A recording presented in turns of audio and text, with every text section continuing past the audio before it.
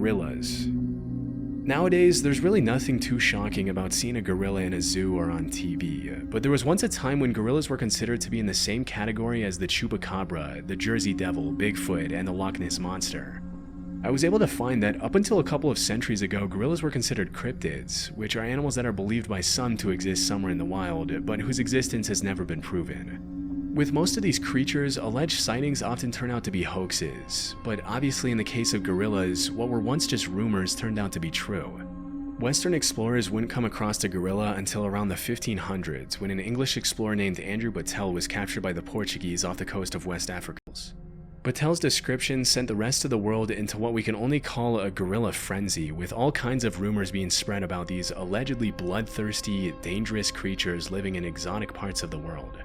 Over the next couple hundred years, the buzz around gorillas grew as explorers in Africa sent back illustrations of gorillas to Europe, which were often given to royalty and emperors as rare gifts. If you were to ask any European back then what a gorilla was, they would have described it in a similar way to how we describe Bigfoot or the chupacabra nowadays. They were thought of more as mythical monsters than regular animals.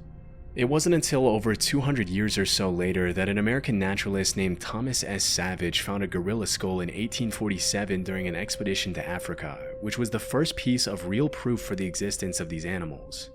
Naturally, this triggered a bunch of new expeditions to the area, and between 1855 and 1859, French explorer Paul Duchaillu confirmed the existence of gorillas and even brought some back dead.